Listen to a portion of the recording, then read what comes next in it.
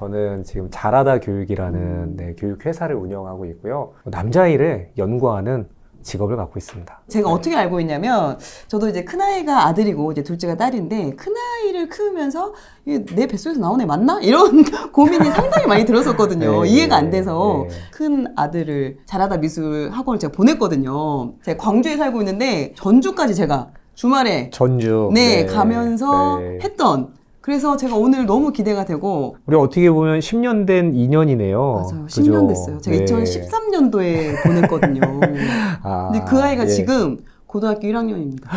어우. 참 다행스럽게도 별탈 없이 잘 오늘 제가 만나러 간다고 하니까 이 친구가 기억에 남고 정말 행복했던 그런 시간들이었다고 꼭 가서 감사하다고 전해달라고. 제가 지금 시작도 하기 전에 지금 제 이야기를 잘 다녀줘서 고맙다. 자, 그래서 지금 저희가 그 고민을 일단 받아서 그 고민 내용에 대해서 솔루션을 좀 드리는 진행을 할 텐데요. 제가 한번 읽어보도록 하겠습니다. 안녕하세요 작가님. 저는 아들을 키우는 40대 워킹맘입니다. 우리 아이는 공부하는 걸 너무 싫어합니다. 솔직히 공부 잘하는 건 바라지도 않습니다. 하지만 인간적으로 숙제가 있으면 좀 챙겨야 하지 않나요? 자리에 앉아있는 것 자체를 힘들어하고 그냥 공부를 그냥 싫어하는 우리 아이. 하고 싶다는 것도 딱히 없습니다. 애는 태평한데 저만 답답하고 조급해지는 것 같아요. 이제 곧 중학생이 되면 입시가 시작인데 괜찮은 걸까요? 너무 답답합니다. 저는 여기서 이제 주목해야 되는 부분이 뭐 그렇다고 딱히 하고 싶다라는 것도 없다. 그러니까 이거는 전반적으로 열정이 좀 없어 보이는 거죠. 어머님들이 생각하기에는 이런 경우 되게 걱정을 많이 합니다. 근데 이제 저는 남자아이들을 바라볼 때 이런 상황에서는 이제 주로 어떤 게 문제가 좀 되냐면, 이대로 이제 중학생이 되거나 고등학생이 됐어요. 이때 되면 제일 궁금한 게 뭐냐면은, 그래서 너 뭐 좋아해? 너 대학 어떤 전공 하고 싶어? 맞아. 네 인생의 컨셉은 뭐야? 막 이거 묻고 싶잖아요. 맞아요. 이렇게 될 것 같아요. 모르는데요. 대부분이 그래요. 너 좋아하는 거 뭐야? 모르는데. 너 대학 어디 가고 싶어? 모르는데. 네 이름 뭐야? 모르는데. 이름이 뭐였는데 모르겠어. 무기력증. 그래서 제가 이제 어머님들한테 되게 드리는 이야기 중에 하나가, 어렸을 때 아이가 뭐 하나 되게 좋아하는 게 있으면 그거 되게 기쁜 일이고 좋은 일이다. 이런 사례를 보면서 우리가 뭘 느껴야 되냐면, 어머님들이 초등학교 때 아이가 한 가지를 되게 뭐 예를 들면 자동차에 빠져 있거나 아니면은 뭐 너무 축구를 좋아하거나 그러면은 걱정하세요. 맞아요. 편식하는 느낌이 들어서. 근데 배우는 거랑 음식 먹는 거랑은 좀 다릅니다. 아이들이 뭔가를 배울 때 되게 중요한 거는 배우는 감각, 그리고 내가 좋아하는 거 한 가지를 찾아보는 경험이 어렸을 때 되게 중요한데, 이제 우리가 거꾸로 가는 경우 되게 많아요. 어렸을 때 아이가 좋아하는 게 뚜렷하죠. 그러면 그거 그만하고 이것 좀 해. 민준아, 너 지금 이거 잘하지? 그거 말고 좀 다른 것 좀 해보자라는 얘기를 되게 많이 하게 돼요. 그래서 이 사례를 보고 우리가 이런 거를 좀 느껴볼 필요가 있고요. 근데 이제 중요한 건 이 사례자님의 마음은 공부 잘하는 건 바라지도 않아요. 숙제라도 하거나, 아니 책상이라도 앉거나, 그 하고 싶은 거라도 있거나, 아무것도 없는 거예요. 이런 상황이 이제 교육 자체를 어려워하는 상황이죠. 근데 이거를 쉽게 말하면 우리 아들은 열정이 없다. 그죠? 근데 이 상황을 이제 제가 어른분들께 좀 이해가 되게 쉽게 설명을 드리자면, 우리가 아들에게 열정을 발휘할 때 보통 이렇게 생각한다. 민준아, 열정적으로 뭔가를 하면 성취가 오잖아. 그 성취가 있으면 하고 싶어져. 그러니까 해봐. 이걸 많이 한단 말이야. 근데 이게 거꾸로란 거 기억해야 돼요. 열정이 있어야 성취가 생기는 게 아니고, 성취를 해야 열정이 생기는 거예요. 그러니까 예를 들어서 이제 우리가 치킨집을 차렸다고 볼게요. 막 치킨집을 차렸어요. 호기롭게. 그때 열정이 있어요, 없어요? 있죠. 그렇죠. 막 잘 될 것 같고 상상하는 거예요. 막 대박 난다고 상상하고, 막 그리고 막 그때 열정이 막 레시피 연구하고 딱 열었어. 맞습니다. 한 달 동안 찾아온 사람 총 5명이야. 사그라들죠. 열정이 떨어지죠. 절대 유지가 안 돼요. 근데 내가 처음에 열정이 없었어. 근데 하다 보니까 매일 줄을 100명씩 서 있어. 없던 열정도 생깁니다. 그렇죠. 네. 그러니까 인간의 열정은, 우리가 아들에게 열정을 바라기 위해서는 지금 제가 생각한 이 아이한테 가장 부족한 건 무엇이냐?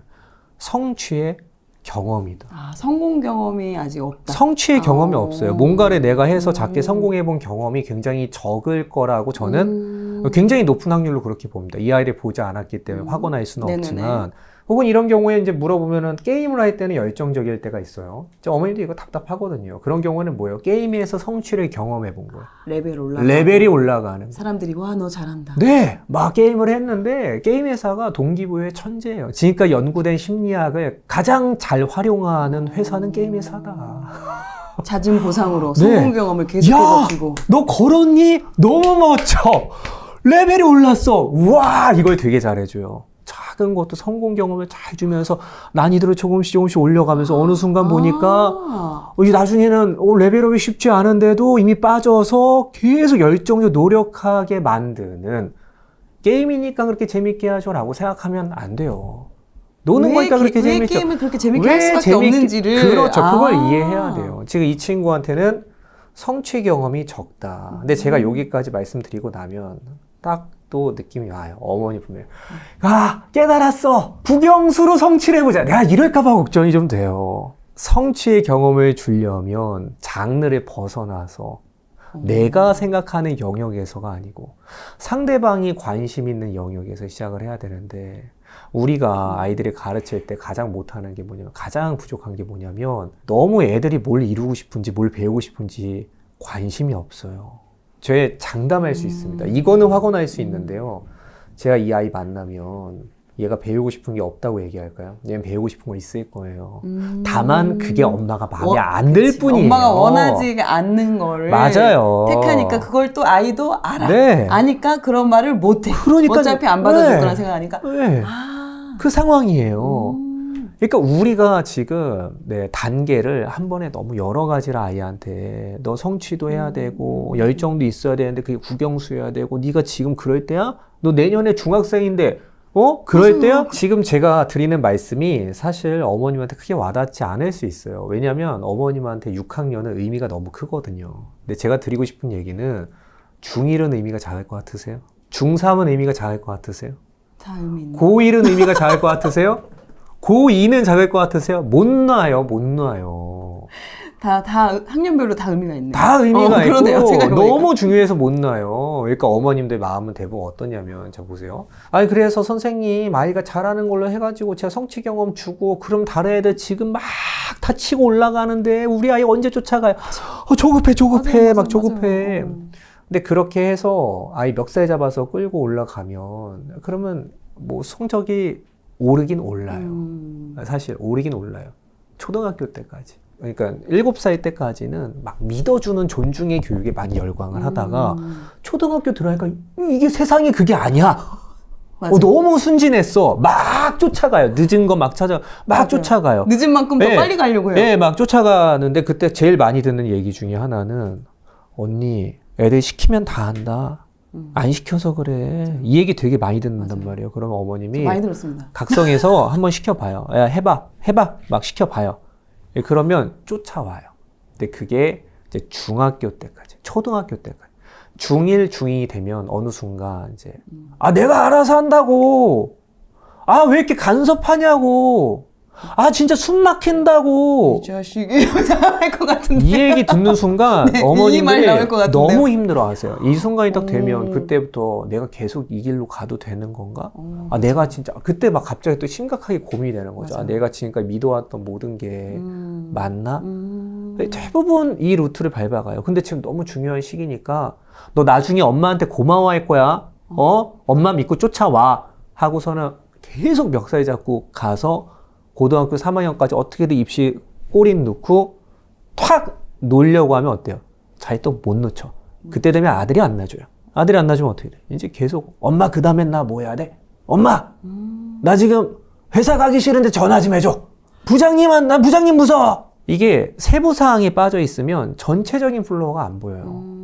제가 이제 그 강용 소장님이랑 평소 아는 사이예요. 새나게 나오기 전부터 알던 사이거든요. 강아지 교육과 아들 교육이 그렇게 멀지 않아요. 강영욱 소장님. 강아지 강영욱 소장님. 네네네네. 강아지 교육과 사람 교육이 멀지가 않아요. 근데 본질적으로 다른 게 한 가지 있습니다.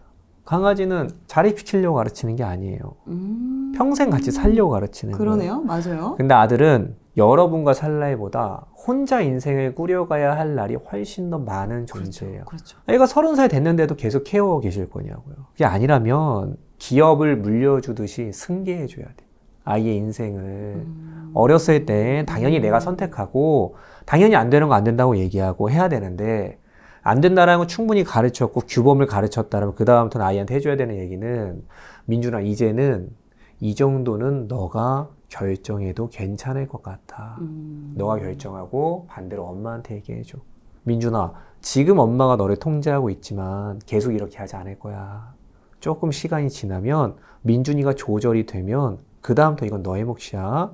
민준이한테 계속 맡길 거야. 근데 엄마가 잠시 연습 도와주는 거야.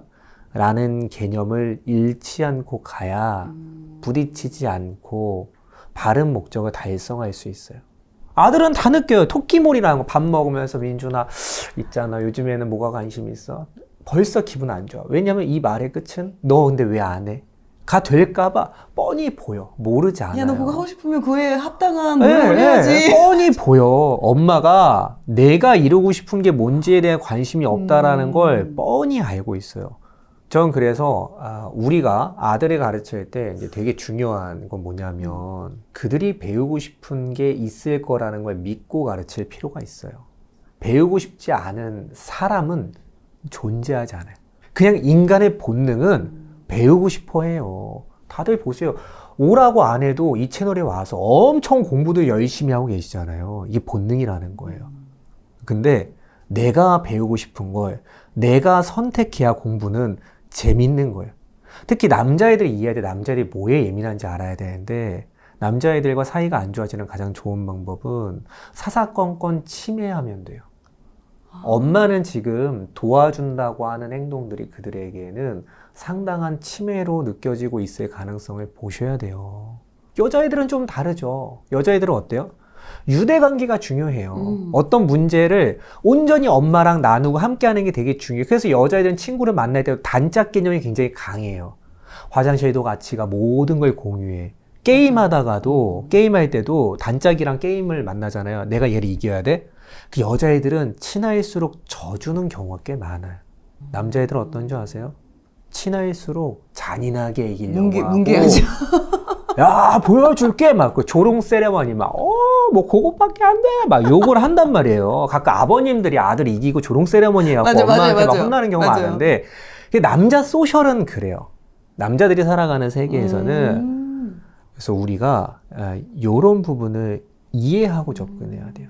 그럼 좀 구체적으로 아이의 그런 동기를 좀 자극할 수 있는 방법? 엄마가 뭔가 이렇게 해줄 수 있는 그런 것들이 있을까요? 일단 기본적으로 어머님들과 아들의 동기가 상당한 차이가 있다는 걸 이해하셔야 돼요. 일단 이해를 해야 된다. 예, 이해를 해야 돼요. 인간의 동기는 크게 두 가지로 나뉘죠. 접근 동기와 회피 동기라고 해요. 하나는 내가 뭘 얻기 위해서 노력하는 거, 하나는 문제를 피하기 위해서 움직이게 되는 거예요. 여자애들은 조금 더 내가 부끄러운 걸 피하기 위해서 움직이는 경향이 있어요. 예를 들어서 제가 초등학교 선생님들 인터뷰를 했단 말이에요. 1위부터 10위까지 왜 힘든가를 적어봤을 때 한 초등학교 선생님이 이런 얘기를 했어요. 5위쯤에 이런 얘기가 나왔는데 내용이 뭐였냐면 제가 선생님 초등 20년 교직 생활을 하고 있는데요. 정말 20년 내내 남자애들만 준비물을 안 갖고 와요. 왜 그런 건가요? 제가 물어봤대요. 니들은 왜 준비물 안 갖고 와? 20년째 똑같은 얘기하나? 아 맞다! 깜빡했다! 이거 20년째 하고 있는 거예요. 그래서 선생님이 왜 이러나요? 이걸 물어보셨는데 여러분 생각보다 남자애들 그런 거 별로 안 불안해합니다. 준비물을 안 엄마는 이게 챙기고 되게 안 가져가는 거 그리고 가서 혼나는 것도 크게 그렇게 그렇죠. 엄마는 이게 되게 불안해요. 엄마는 우리 반 애들 다 갖고 오는 준비물 내 아들만 안 갖고 오면 엄마는 그건 너무 끔찍해. 아들은 그런 거는 맞다! 1시간 그냥 버틸 수 있는 존재. 근데 걔네들이 불안에 민감하지 않다는 건 모르니까 엄마들은 그들을 동기부여하기 위해서 뭘 써요? 계속 불안에 쓰는 거예요. 맞아요. 너 그러다가 선생님 때리면 어떡할 거야? 맞으면 어떡할 거야? 혼나면 어떡할 거야? 벌 쓸 거야? 너 안 불안해? 너 숙제 안 하고 놀면 너 안 불안해? 야 5분이면 하겠다 하고 답답해. 이 생각을 많이 하시거든요. 걔네들 안 불안해요. 진심으로. 실제로 그 소아정신과 의사들이 쓰는 뭐 DSM-5나 뭐 이런 것들을 봤을 때도 여자애들이 갖고 있는 심리적 문제는 불안과 연관이 있는 경우가 되게 많아요. 근데 남자애들 갖고 있는 심리적 문제는 상당수가 충동과 연관이 있단 말이에요. 요걸 이해해야 돼요. 걔네들은 뭐로 움직여요? 불안으로 움직이는 경우보다 어떤 욕구를 해결하기 위해 욕구로 움직이는 경우가 되게 많아요. 그래서 남자애들이 보상에 민감해요. 그러니까 어머님들은 계속 아들에게 보상을 주게 된단 말이에요. 민준아, 너 이거 풀어. 그렇게 하기 싫어?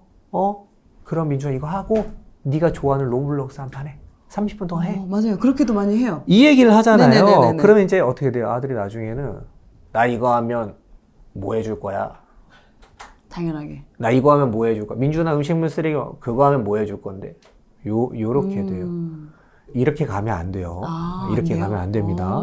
보상에 민감한 건 맞는데 보상으로 움직이면 항상 뭐가 문제가 되냐? 원재미가 떨어져요. 본질적인 걸 알려줘야 돼요. 또 공부를 해야 되는 이유에 대한 본질적인 거를 스킵하고 넘어가면 더 싫어져요.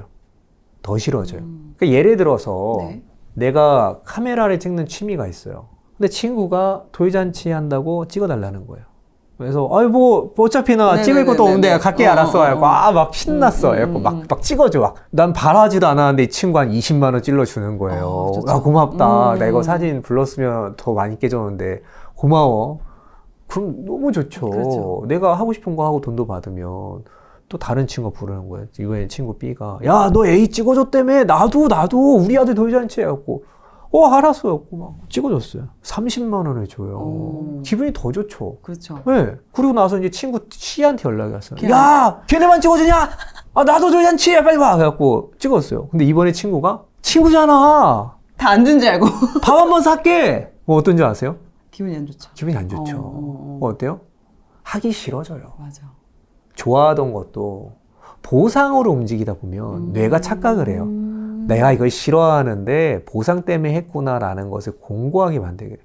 공부가 좋은지 안 좋은지 몰라요. 애들은 처음에는 이거 뭐 재밌는 건지 안 좋은 건지 모르겠지만 지루하고. 근데 엄마가 자꾸 강요하고 막 이러고 보상 주고 하면 그럼 뇌가 착각을 하기 시작해요. 이거 진짜 싫은 거구나. 진짜 재미없는. 물론 언젠가는 싫어도 해야 된다는 걸 알려줄 때가 있어야 돼요. 약속의 개념을 그렇게 가르쳐야 돼요. 근데 근본적인 걸 봤을 때 굉장히 아이를 멀리 가게 만들려면 아이한테 본질적으로 배우는 게 왜 즐거운 일이고 재미난 일인지를 알려줘야 되는데 그러려면 뭐가 항상 가야 돼요? 성취의 경험과 내가 선택하는 경험들이 있어야 돼요. 예를 들어서 지금 우리 월급쟁이 부자들 이걸 보시는 분들 한번 보면은 예를 들어서 이거를 내가 보고 너무 좋았어요. 그래서 친구한테 이거 꼭 보라고 이렇게 카톡으로 보내주죠. 이게 남이 보내준 거 잘 안 봐. 잘 안 봐. 이상하게. 네네. 이상하게 강요받고 푸시받으면 그에 비례하는 반발이 올라온단 말이에요. 그래서 이렇게 팬 되려면 상당수가 본인이 선택해서 왔어요. 본인의 자기결정권을 활용해서 이런 경험을 설계해내는 게 되게 중요하다라는 거죠. 구체적으로 어떤 걸 해볼 수가 있을까요? 일단 작은 성공의 경험을 해야 되는데요. 아들이 글쓰기를 싫어한다. 예를 들어서 네네네. 남자애들이 제일 싫어하는 것 중에 하나가 글쓰기잖아요. 네, 싫어요. 이게 국제학업 성취도 평가 점수에 나왔어요. 이 국제학업 성취도 평가 점수는 피사 점수를 보면 이게 우리나라만 나오는 게 아니고 전 세계 공통이 나온단 말이에요. OECD 국가는 다 하기 때문에 이게 주기적으로 하는 거기 때문에 이 추이를 보면 배울 수 있는 게 되게 많은데 이게 또 남자와 여자의 성적을 또 따로 분석을 해주고 있어요. 항상 네, 리포트를 보면 거기 보면 되게 재미난 게 이상하게 남자애들과 여자애들의 성적은 다 다른 건 비슷한데 언어 영역은 항상 남자애들이 확연하게 뒤져요. 확연하게. 옛날엔 남자가 언어가 조금 못하고 수학을 잘하고 그랬잖아요. 네네. 수학이 따라잡혔어요. 많이 따라잡혔어요, 여자애들한테. 근데 언어는 이 차이가 굉장히 심해요. 그리고 국어에서 이제 장문론 같은 거는 항상 뭐라고 써져 있냐면은 학년별 글쓰기에 대한 욕구는 학년별로는 크게 의미 있게 구분하기 어렵다라고 적혀 있어요. 근데 남녀 차이는 상당히 심각하다. 남자애들은 글쓰기 되게 싫어한다. 심지어 컴패션이라는 회사가 후원 회사가 있는데 제가 거기서 이제 남자애들 후원을 좀 저희 회사가 하고 있었는데요. 관계자 만났어요. 얘기 들어보니까 되게 재미난 게 남자애들만 이상하게 후원을 못 받는 거예요. 후원에 사각지대에 있는 거예요. 왜 그러냐고 물어보니까 후원의 밤에 안 나오고 후원 행사 편지를 안 쓴대. 그지. 그 하시는 분들은 네. 그 편지나 뭔가 이런 네, 보람이 있어요. 보람이 없는 거야. 보고 보람을 네. 느끼고, 내가 이렇게 했던 게 네. 이렇게 또 좋은 영향을 끼치구나를 그런 걸로 보는데. 네. 물론 또 그 이유 하나만은 아니겠지만 그것도 전 하나의 세계적으로 영향이구나. 남자애들이 글쓰기 싫어하는 거는 굉장히 공통적인 현상이라는 거죠. 제가 세운 가설이 맞는지를 확인하기 위해서 글쓰기 싫어하는 아이들을 8명을 뽑아가지고 실제로 4주간 글쓰기를 제가 직접 다큐로 찍었어요. 섭외에 제가 관여하지 않았어요. 그랬더니 정말 어려운 8명을. 그렇게 해서 최대한. 네. 난독증이 있는 친구까지 있었어요. 그래갖고 제가 딱 들어갔는데. 시간이 꽤 걸릴 텐데. 네. 그래갖고 이제 초반 인터뷰를 하잖아요. 그 다큐를 찍기 전에 초반 인터뷰를 하는데 아이 중에 한 명은 일기장 찢어버리고 싶다고. 그렇게 얘기하고. 막 제가 그 사전 인터뷰를 보는데 솔직히 이번 다큐는 내가 실패할 수 있을 것 같아. 제가 그러고 들어갔거든. 난이도가 아주 상이네요. 네, 정말 다행히도 4주 만에 아이들이 다 변했습니다. 어떡해요? 진짜 4주 만에 변했어요. 근데 그 4주 만에 변한 것 중에서 여러 가지가 이유가 있겠죠. 근데 가장 중요한 핵심은 뭐냐면 우리가 가르치고 싶은 것과 이 아이가 배우고 싶은 것에는 반드시 차이가 있다는 걸 이해하는 게 제일 중요해요. 일단 그걸 인지해야 네. 되고. 그러니까 우리가 콘텐츠 짤 때도 썸네일 만들 때도 그러잖아요. 내가 이 영상을 찍으면서 느낀 바를 쓰면 안 되고 맞아요. 구독자가 지금 되게 궁금해하는 맞아요. 걸 썸네일로 써요. 네네네네. 그거예요. 그거랑 똑같아요. 역시 교육도. 67만. 네. 마찬가지예요. 정말 내 자아를 버려야 돼요. 교육자가 제일 중요한 게 못 버리는 내 자아가 너무 강해. 내가 가르치고 싶은 게 너무 많으면 피교육자가 안 보인다라는 짧은 진실을 못 기억하는 거예요.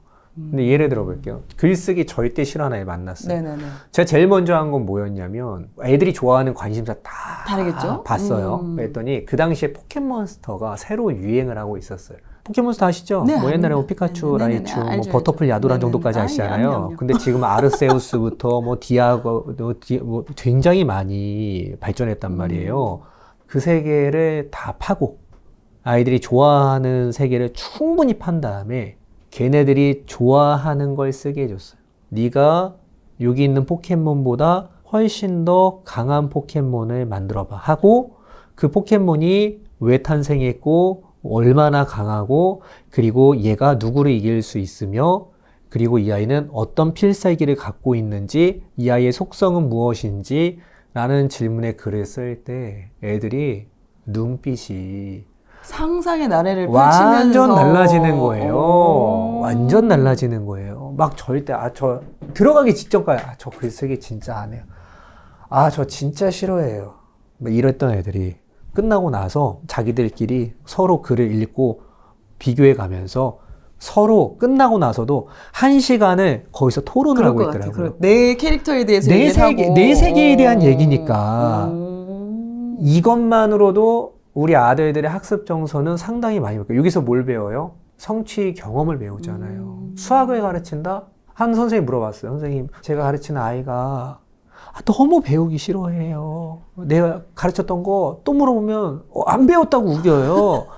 어떻게 해야 돼요? 물어보시더라고요. 그래서 제가 선생님께 했던 질문은 선생님이 가르치고 싶은 건 뭐예요? 지금 곱셈 들어가야 돼요. 그러면 그 아이는 뭘 좋아하나요? 좋아하는 게 없어요. 걔 좋아하는 거는 뭐 맨 배틀그라운드 뭐 게임이나 좋아해. 총 쏘고 이런 거. 애가 그런 거 어떻게 좋아하는지 모르겠어요. 그러면 이렇게 얘기해 보세요. 민유라 선생님이 배틀그라운드에 나오는 뭐 A4 소총을 들고 있는데 거기 한 탄창에 총알이 30발씩 들어가. 근데 선생님이 그 탄창을 2탄창 들고 있어. 근데 적을 만났어. 선생님 몇 발 쏠 수 있니? 라고 물어보죠. 맞출 수 있을 것 같아요. 눈빛이 달라져요. 바로 집중할 것 같은데. 내 이야기니까. 재미난 건 다 뭐예요? 내 이야기예요. 지금 이 이야기 듣는 분들 재밌게 들으시는 건 왜 그런 거예요? 지금 누구 키우고 있거나 하다가 안 됐거나 내가 공부 가르쳤는데 실패했다라고 느끼면 이 이야기 재밌는 거예요. 왜? 내 이야기니까. 공부는 아이들에게 와닿지가 않아요. 내 이야기가 아니야. 너 이거 안 하면 나중에 좋은 대학 못 가고 그럼 나중에 어쩌고저쩌고 되고 와닿지 않아. 너무 멀어. 너무 멀어. 맞아. 그거 안 올 것 같거든요. 여러분들 생각보다 어린아이들은 시간이 느리게 흘러요. 맞아요. 7살의 1년은 우리의 10년과 같다고 보시면 돼요. 맞습니다. 안 올 것 같아요, 걔들은. 전혀 와닿지가 않으니까 안 움직이는 거예요. 그래서 그들을 가르칠 때는 항상 그들의 세계로 완전히 들어가야 돼요. 뭘 하고 싶을까부터 시작해서 그 아이 욕구를 찾아서 그 끈덕지를 갖고 같이 유의하면서 작은 성취 경험을 주는 거예요. 그렇게 해서 성취하고 나죠. 어떻게 되는지 아세요? 교육자와 아이와의 피교육자의 관계가 너무 끈끈해져요. 그 다음도 수업을 올 때 저한테 보면은 바로 선생님 안겨 애들이 막 큰 애들도 막 와갖고 막 되게 막 조용했던 아이 막 말도 안 하고 굉장히 시크했던 아이도 막 이렇게 막 앉지는 못해도 머리부터 들이밀어 이렇게 머리부터 들이밀어 알아주는 거야. 평생 지금 나 이런 거 느껴본 적이 없는데 내가 있는 그 세계 다 이해해주고 그 안에서 성취를 경험하게 해준 사람이잖아요. 여러분 교육에서 되게 중요한 게 뭐냐면 어떻게 가르치냐에 대한 얘기했잖아요. 누가 가르치냐가 훨씬 중요해요. 제가 지금 실제 생각나는 게 네. 저희 아들이 7살 때 그 남아미술 학원을 갔었잖아요. 네. 그때 이 친구가 했던 말이 선생님한테 그런 말을 했었대요. 제가 잘 못할 것 같은데 여기만 오면 자신감이 생겨요. 이 말을 상담 때 했다고 선생님 저한테 네. 전해주셨거든요. 지금 그게 딱 떠오르네요. 네, 그런 작은 성공이 아이 인생에 점철되어야 각이 나오죠. 여러분 공부 잘하는 아이들의 특징은 뭐냐면 공부가 힘들죠, 걔네들도. 근데 걔네들이 그래도 그거를 끝까지 성취해내는 이유는 뭐냐면 각이 나와서 그래요. 너무 힘들어. 근데 30일 노력하면 내가 반 1등 할게. 뻔히 미래가 그려지는데 어떻게 안 해? 나는 이렇게 하면 이렇게 된다는 거 나는 확신을 갖고 있는데 어떻게 안 해? 근데 못하는 아이들은 그게 없어. 맞아요. 하다가도 맞아? 이렇게 하면 성적 오르는 거 맞아? 운동하다가도 이렇게 하면 살 빠지는 거 맞아? 그러면 운동 1시간 하고 계속 거울 봐요. 뭐가 바뀌었나? 의미를 못 느끼는 거예요. 각이 안 서면 열정도 안 생겨요. 그래서 장르와 상관없이 아이들에게 뭐가 중요하냐면 성취 경험이 중요해요. 경험이 아이를 가르치는데 가장 중요한 핵심 단어예요. 경험. 우린 지식을, 이 단원을 이 아이한테 얼마나 가르쳤나 너무 중요하게 보여요. 그게 중요한 게 아니고 이 단원을 받아들이는 지금 현재의 정서와 내 아들이 하고 있는 경험은 뭔가, 나한테 지적받는 경험을 하고 있나. 얘가 숙제를 했어요? 그럼 숙제 검사해요, 안 해요? 어머님도 다 하시죠. 근데 어떻게 해요? 뭐가 틀렸나? 야, 누가 알아봐? 이 글씨 누가 알아봐? 지워. 다시 써. 다시. 검사를 할 때는 어떤 검사를 해줘야 돼? 잘한 걸 봐줘야 돼요. 노력한 걸 봐줘야 돼요. 근데 지금 가장 큰 문제는 뭐예요? 내 눈에 내 아들의 부족한 것만 거슬리기 때문에 관계가 망가집니다. 지금 이 사례도 마찬가지예요. 너무 안타깝죠. 이 아이가 열정적이지 않은 건 엄마 앞에서 열정적이지 않은 거고 공부라는 영역과 엄마가 원하는 영역에서 열정적이지 않은 거지. 모든 사람들 앞에 열정적이지 않지 않아요. 말이 없는 아이 있잖아요. 우리 아이 말이 없어요. 친한 친구들 사이에서도 말이 없는데 잘 관찰해 보세요. 엄청난 수다쟁이일 수 있어요. 나를 받아주고 내가 어떤 존재인지 제대로 인정해 주는 사람 앞에서는 완전히 달라지기도 해요. 그래서 우리가 본질을 좀 잘 봐야 돼요. 내 아들은 이제 무슨 경험을 하고 있나? 나랑 지금 공부를 하면서 반복해서 나한테 눌리고 있나?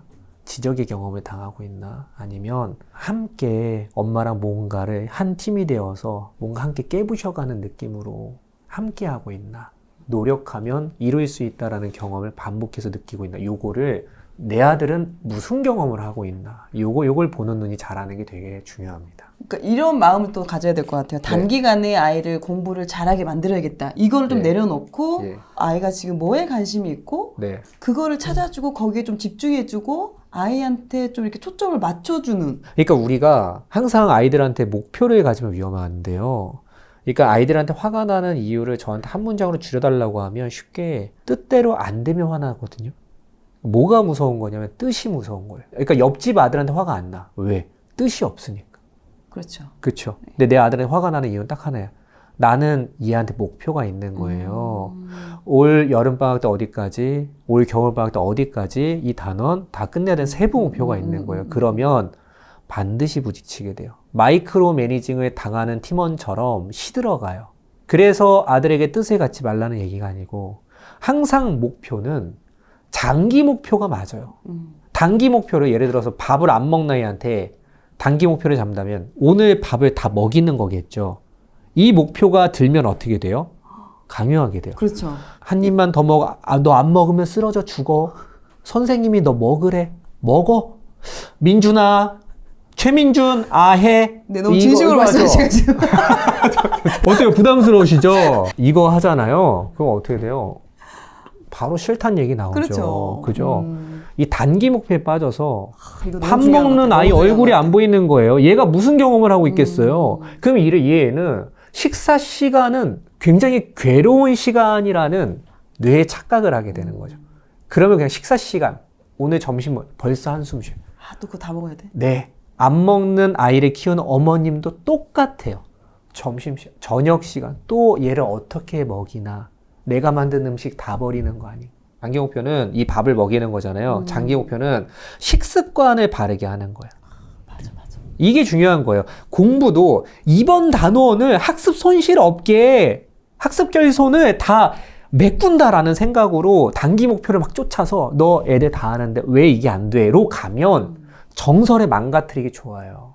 근데 내가 지금 신경 써야 되는 게 공부 습관이고 학습 습관이다라고 하면 전혀 다른 세계야. 뭐든 상관없으니까 너가 좋아하는 것부터, 그리고 처음에는 좀 짧게 해도 되니까 조금씩 길게 하고서 노력한 거 봐주게 되고 너무 잘했어 라는 여유가 생기려면 뭐부터 바뀌어야 돼요? 내가 단기 목표를 갖고 있는 단거리 주자면 그런 여유가 누구도 안 나와요. 머릿속에 장기 목표가 있어야 돼요. 내 시야가 넓어지면 바른 선택을 할 확률이 넓어지고요. 근데 내가 시야가 되게 좁아지고 이번 여름방학 때까지 이런 거에 자꾸 승부를 걸고 있으면 사이가 안 좋아지게 되게 쉽죠. 근데 사이가 안 좋아지면 확실히 아들의 성장은 더디게 됩니다.